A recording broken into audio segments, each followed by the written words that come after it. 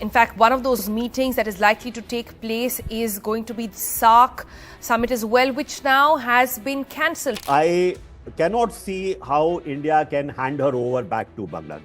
India is a great friend of Bangladesh. 1971, they supported us, and also 75, they gave shelter to us, me and my sister and myself, and also other family members. The Taliban stick to their policies. There are also growing concerns about, their absolute support for terrorism and terrorist activities in various parts of the globe, including related to developments in Syria. Many of the difficulties which we face are only resolvable if there is cooperation amongst the countries of the region.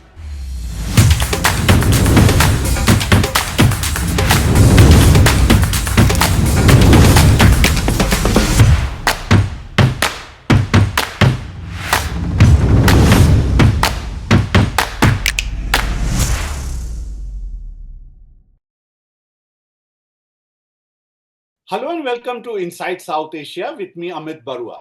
South Asia as a concept, South Asia as entity, South Asia as equivalent to SAARC.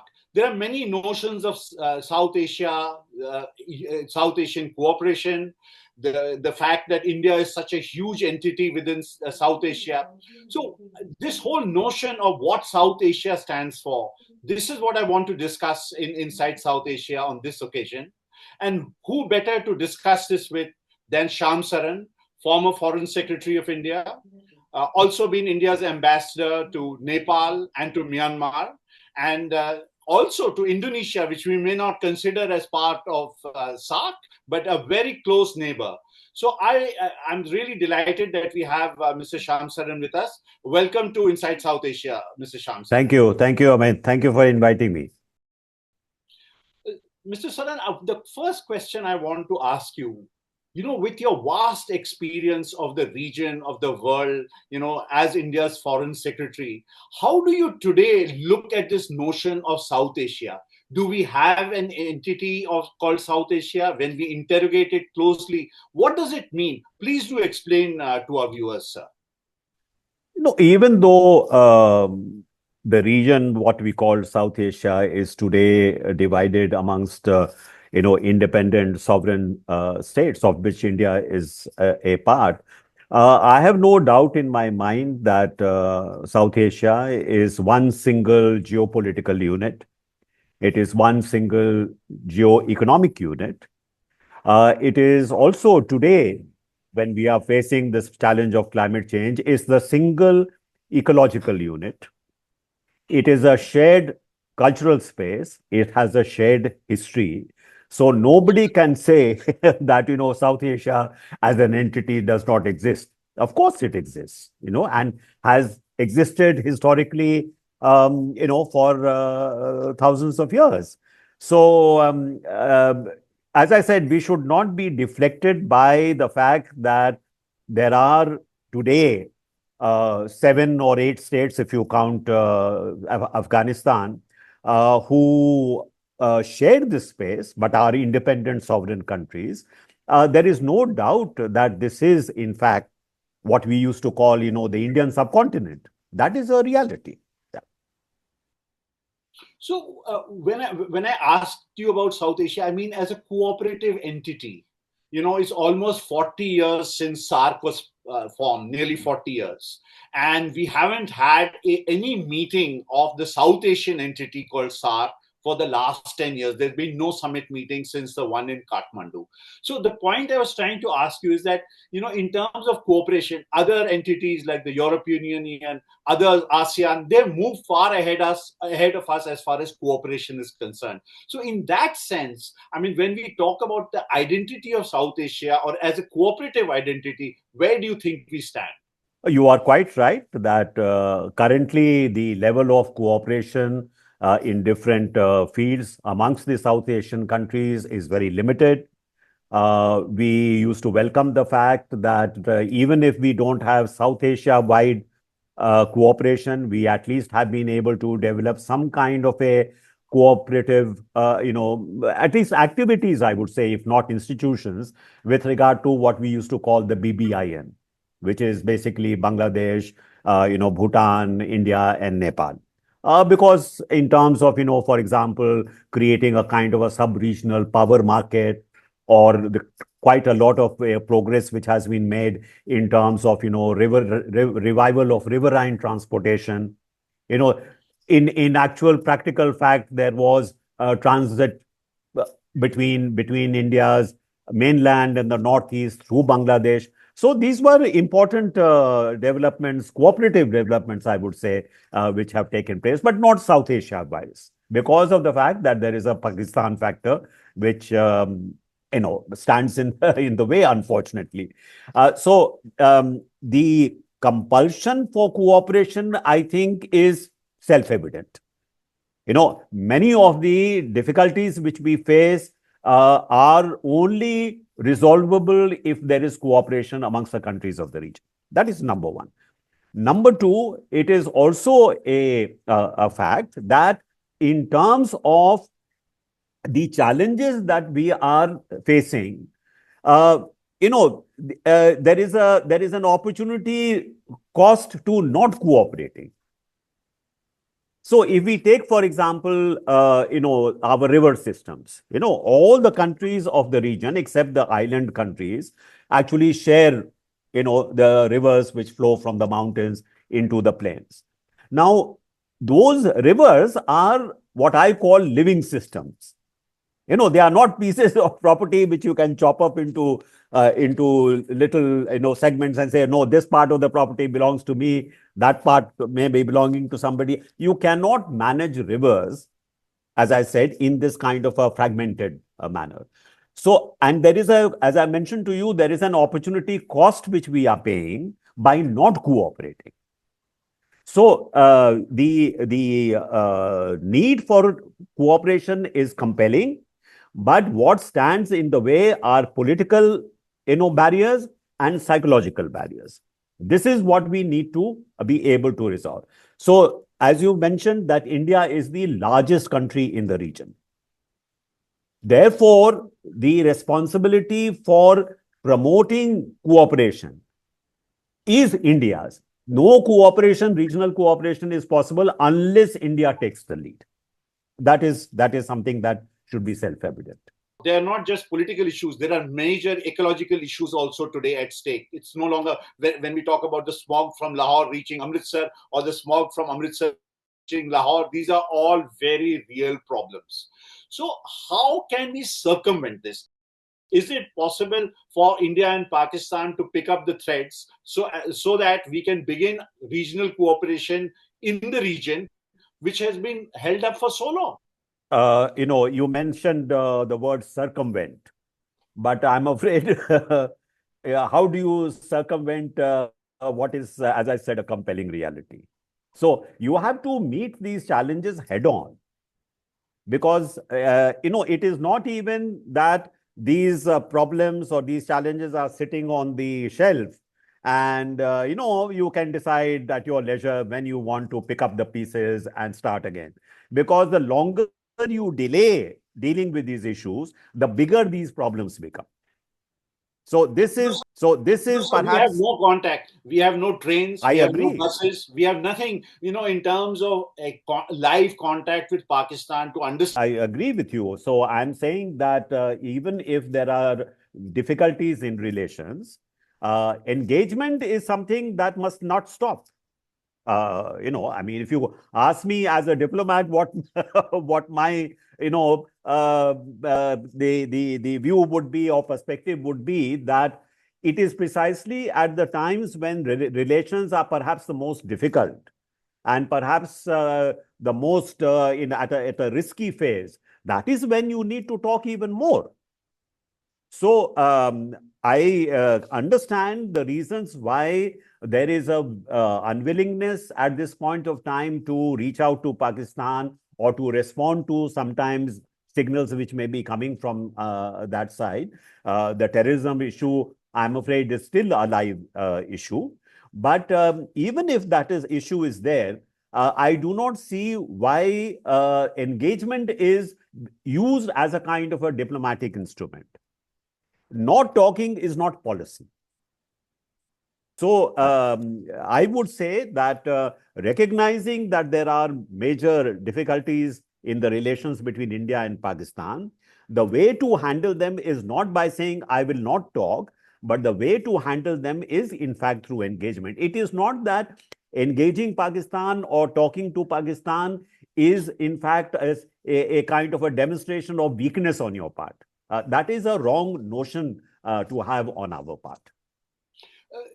Some years ago, the former late Sri Lankan Foreign Minister Lakshman Kadirgawar gave a speech in Delhi in which he said that, one of the reasons for SARC's existence and its usefulness is that it's always given India and Pakistan an opportunity to meet in troubled times on the sidelines. Now, I'm afraid that opportunity hasn't existed for 10 years. And even earlier, the notion of SARC was under question, even when there were meetings. So do you feel now that, in a sense, SARC has outlived its utility? I do not think that SARC has outlived its utility. SARC will be what its members make it to be. So it is not as if SARC is something else divorced from, the member countries who are there. Can SARC be relevant in the future? Can SARC become actually a body which allows the countries of South Asia to actually start collaborating, not only consulting one another or just talking to each other? Really, it depends upon the political will that exists amongst the members of the member countries. But first and foremost, as I said, India being the largest country in the region, more powerful than all the neighbors combined together. Unless India takes the lead in this matter, I'm afraid not much will happen. This is something that we need to understand. The responsibility, we can say the responsibility is really of Pakistan. Yes, in terms of cross-border terrorism or their lack of commitment to the SARC process, this is a reality. But at the same time, there is no getting away from the fact that we are the largest country in the region. And if any cooperative sort of activity has to take place, it can only take place if India takes the lead. And by the way, this is something which is obvious to all our neighbors as well. It's not just intention on our part. It is something that I think all our neighbors understand as well. So this is, you need a different kind of a mindset, a different kind of an approach in order to make this happen. On that note, Mr. Saran, I want to ask you, it would appear that today India, Pakistan, Bangladesh, they are more interested in some ways in the past than in the present or the future. I mean, issues of identity have plagued these three countries for many, many decades. So do you feel that these issues of identity today again are, taking front bench and creating problems as far as a cooperative approach is concerned? Well, this notion of identity becoming resurgent again, by the way, is not only something which you find in the Indian subcontinent, you find it now across the world. So I'm afraid that this is a kind of one of those global phenomena which is also affecting our region. Be that as it may, as I mentioned to you, my belief that we are actually a region, the subcontinent is a region which shares many, many, complementarities, whether they are economic complementarities or whether they are, in terms of trade or investment. India, because of its size, sometimes we look at India's size as a disadvantage because, there is no doubt that having a looming giant in your midst, every country feels, a little anxious about its ability to remain independent. It feels anxious about, its interests not being taken into account by the, looming giant next door. So I take that as a given that there will be those kind of anxieties amongst our neighbors. And it is necessary in order to do as much as you can to try and allay those anxieties. You may succeed, you may not succeed. But I mean, as a diplomat, you have to think in terms of how best you can have a policy of reassurance in a sense.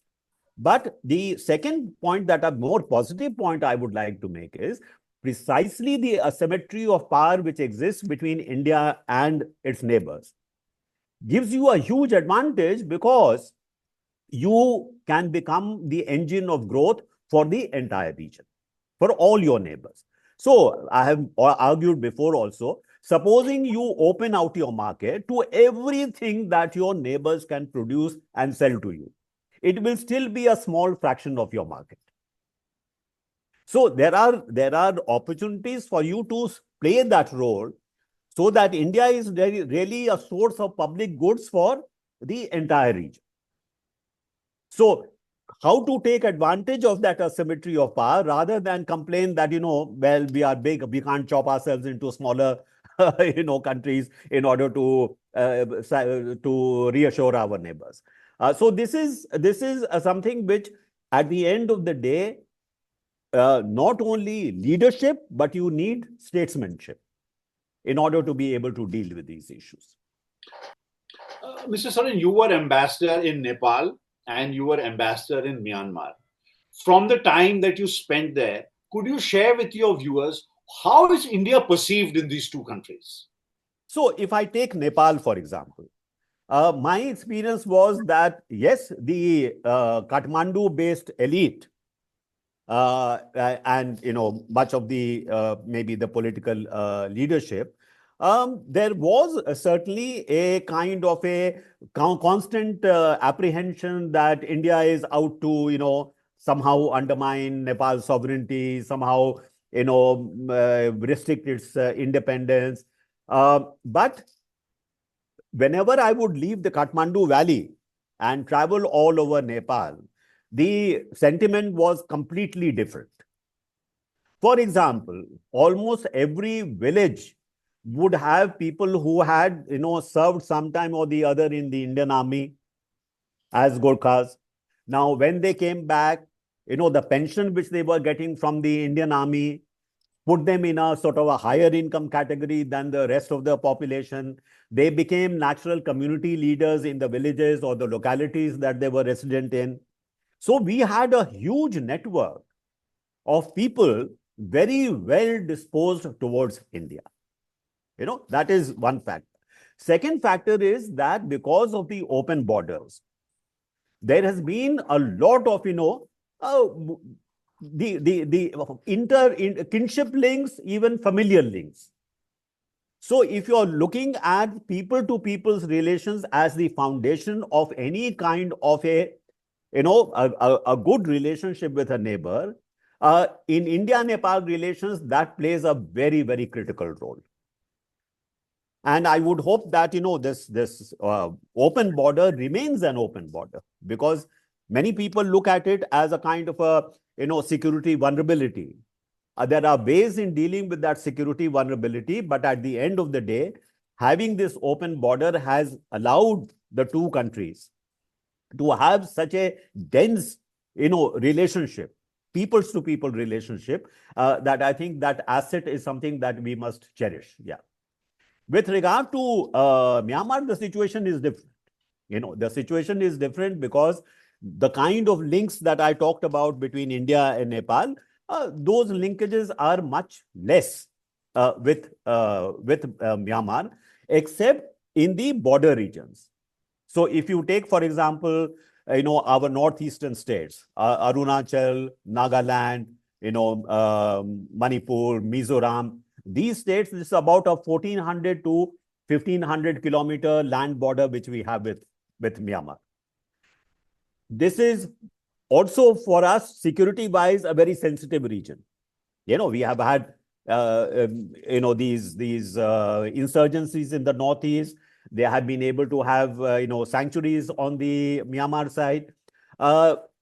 Until recently, when we have had this almost a civil war taking place in Myanmar, I must say that the Myanmar government, military government it may have been, but it has been much more cooperating with India in dealing with this cross-border, insurgency than perhaps other regimes have been.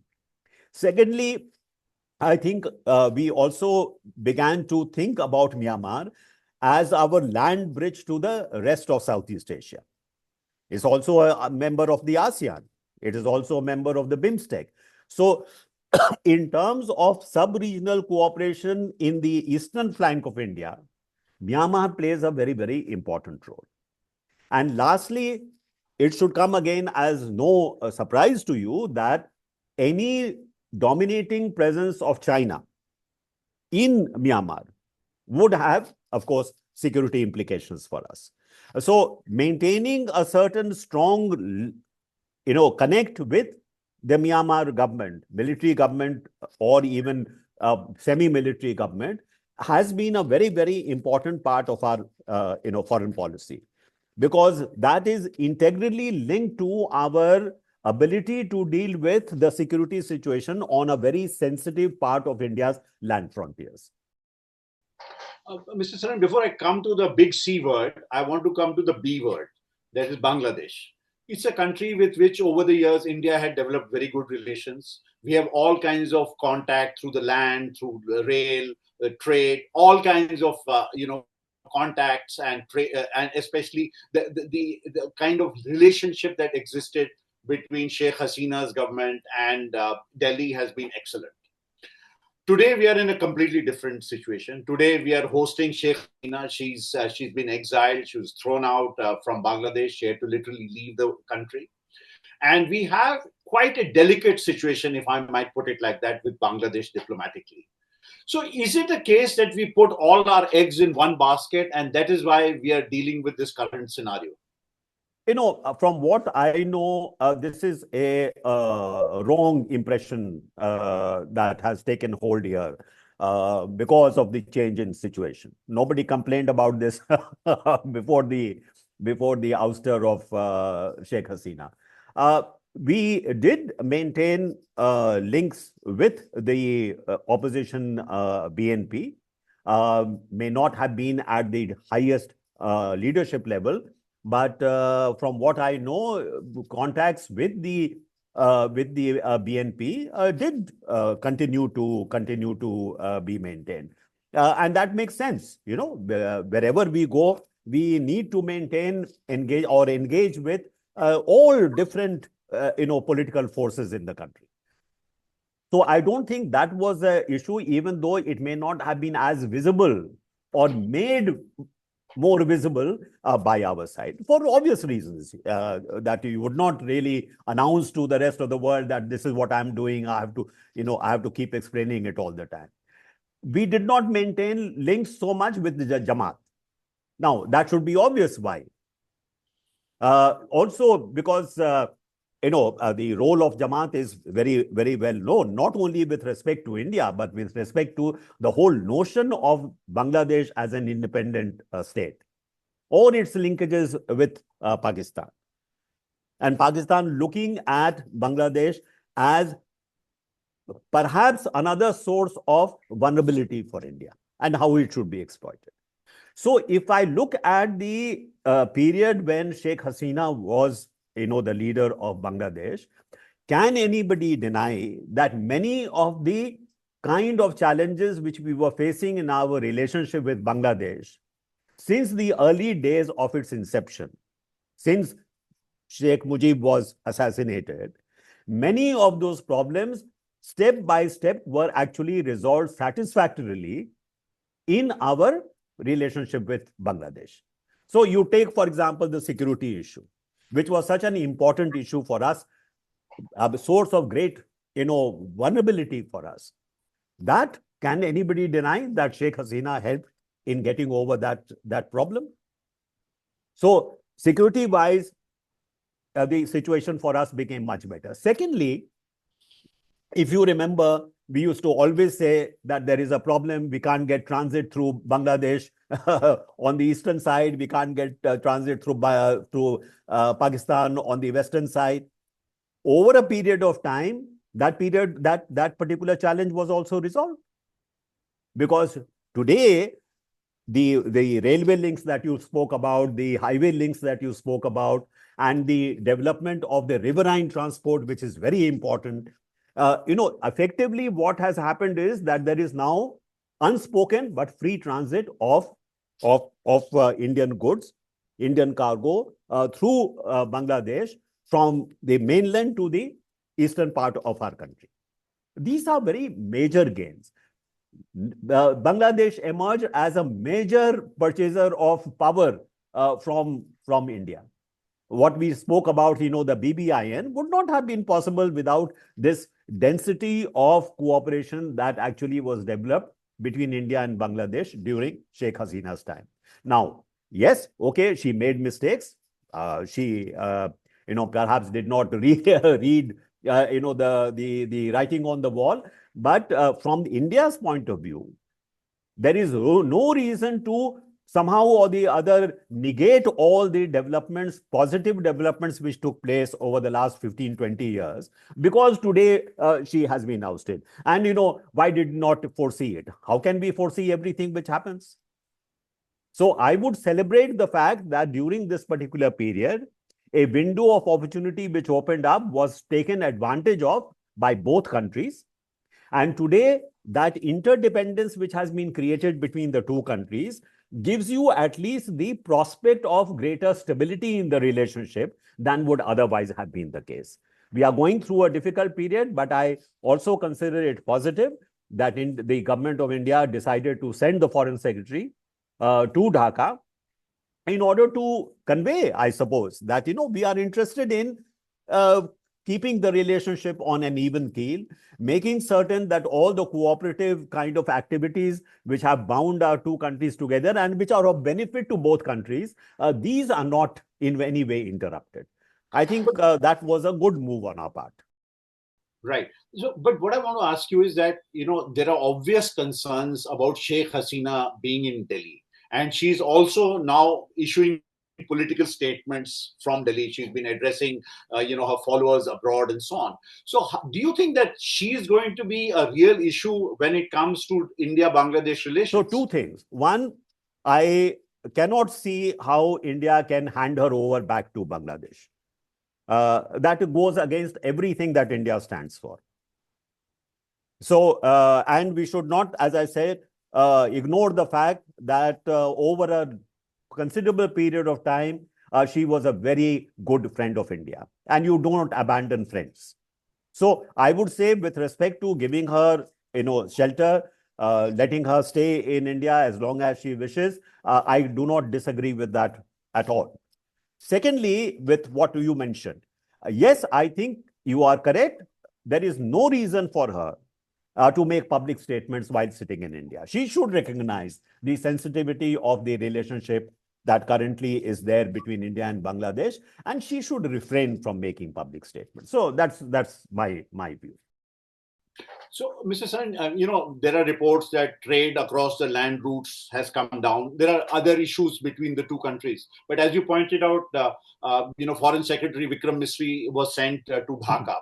Do you believe now that there is a possibility that we can pick up the pieces and look ahead and establish some kind of a working relationship with the Yunus administration? So one thing, not all things have broken down. So I think we should be conscious of the fact that while there are, problems in the relationship today, there are tensions. It is not as if the entire panoply of relationship between the two countries has suddenly come to a halt. That's not the case. I mean, trade across the border is taking place. There may be some, issues with regard to cross-border movement. Yes, I have heard that Bangladesh, patients are not being treated in some of the hospitals in the Northeast and perhaps even in some hospitals of Bengal, but it is not a generalized all India kind of situation. There are still, as far as I know, still quite a large number of Bangladeshis coming here for medical treatment. And we should do nothing in order to interrupt that, because this is a people-to-people thing, If we really believe that it's the people-to-people relationship which really is at the center of the relationship, which is what I think the Foreign Secretary conveyed to Muhammad Yunus, then every reason for us not to interrupt the flow of ordinary people across the borders, access to education in India. That is a very important advantage which Bangladesh has, access to medical treatment, which is also very important. These must not be interrupted. So, yes, there are some components of the relationship which are under strain, but it is not as if the whole fabric of the relationship is now completely asunder.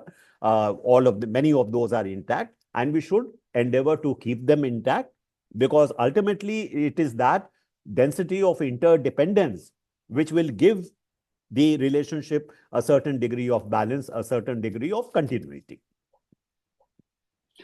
I want to come to China. I know we can have a full separate discussion on China, but I just want to briefly refer to China because it is always discussed in the context of South Asia and South Asian competition. Be that as it may, I just want to get a sense from you, Mr. Saran. What is your sense? These border agreements that have recently been arrived at, do you think they will usher in some kind of change in the quality of our relationship with China?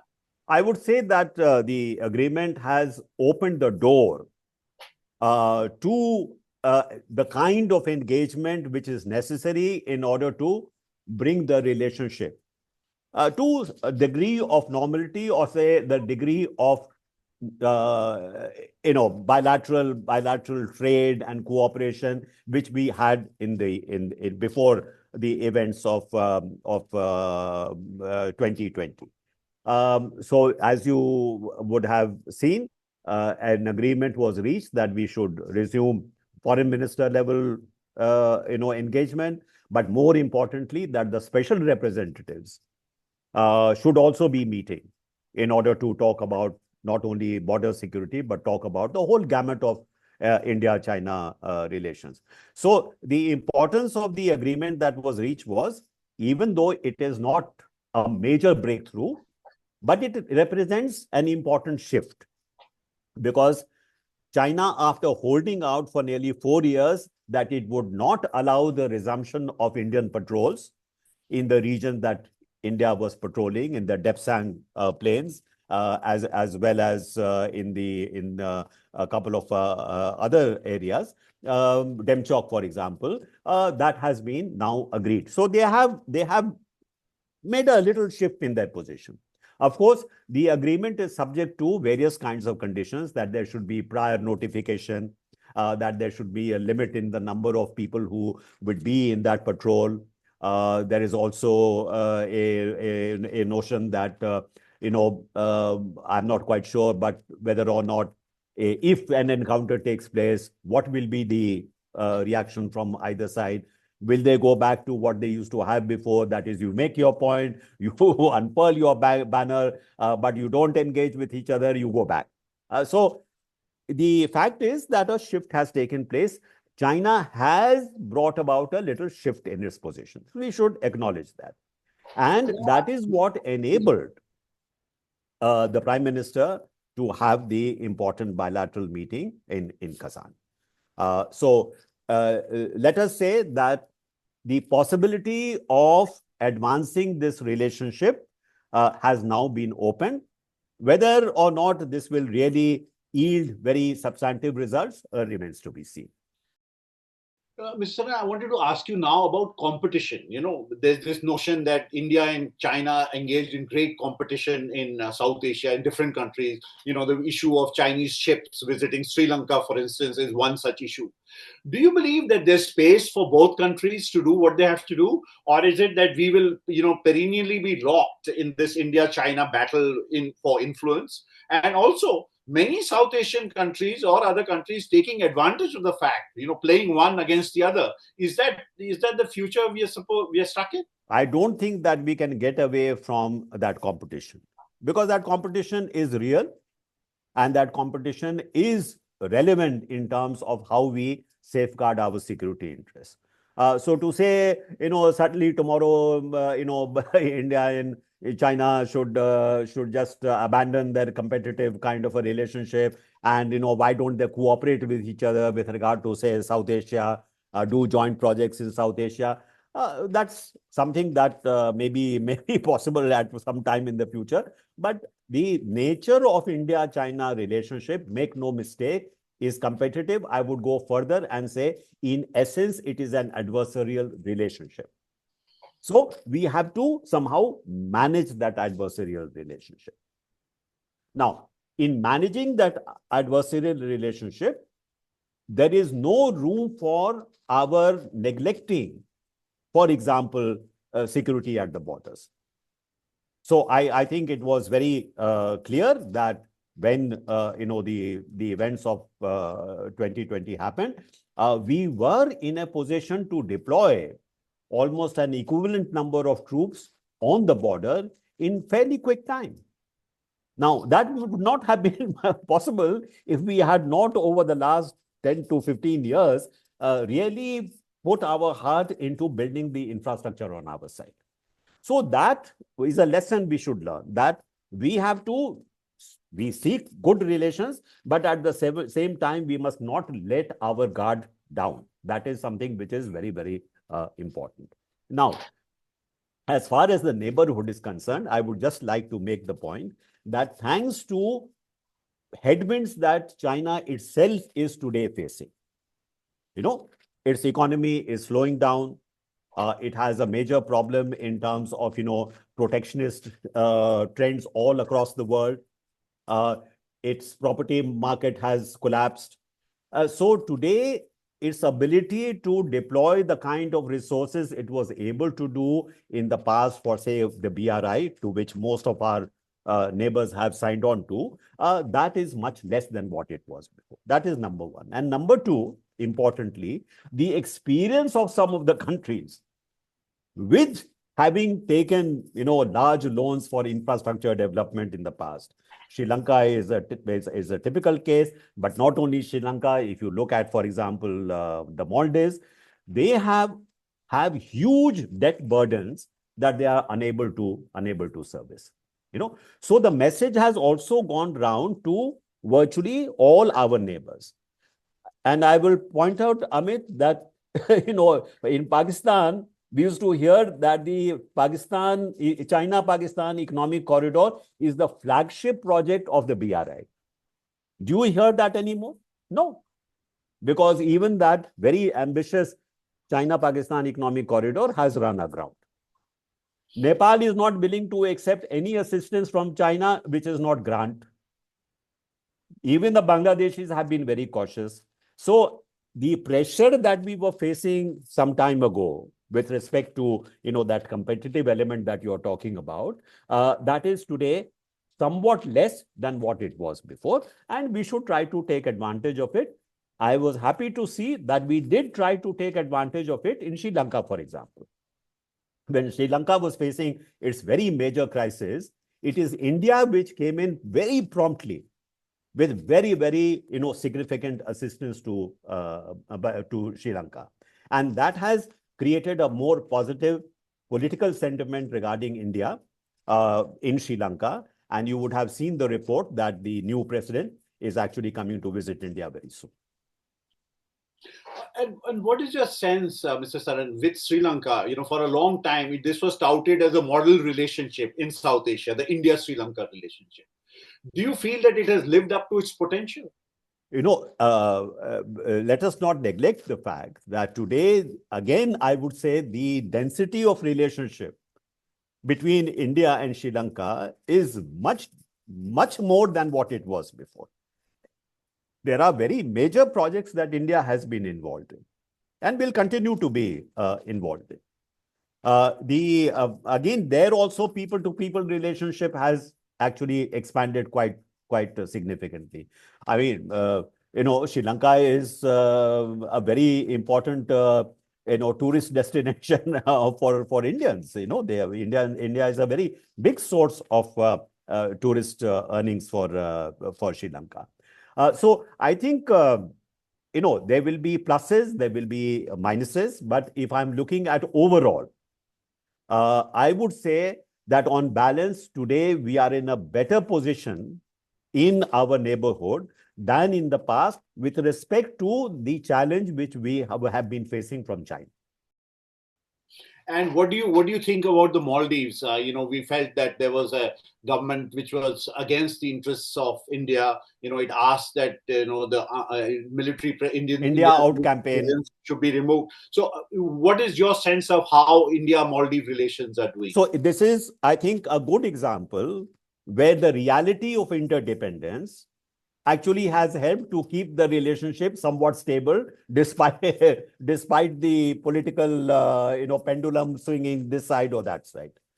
I think the Maldivians realized that a negative relationship with India would very significantly adversely impact on their economic welfare. Uh, Even those helicopter units that we have in the Maldives, it was realized suddenly that many of the outlying islands, the medvac activities that the Indian pilots were involved in suddenly came to a halt. Maybe I think I heard reports that some were even died as a result of not being able to be evacuated. Now that's a politically a very damaging situation for any government to face.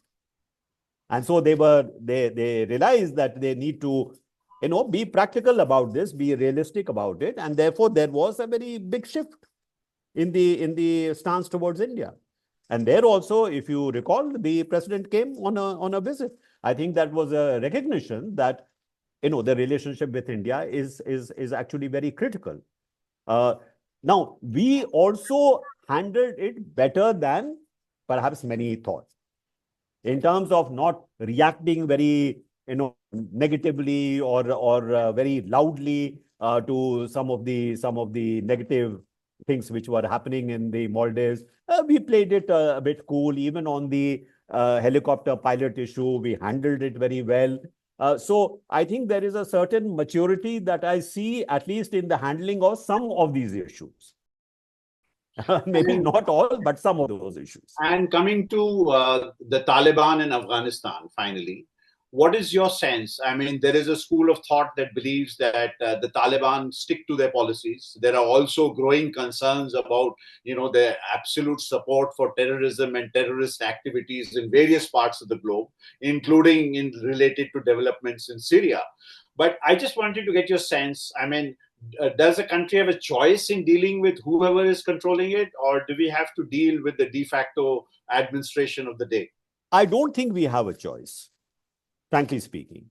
But in exercising that choice, we have to, of course, make the assessment whether whichever governing entity there is in that country is adopting a hostile policy towards India, or whether it is adopting a reasonably benign position with respect to India.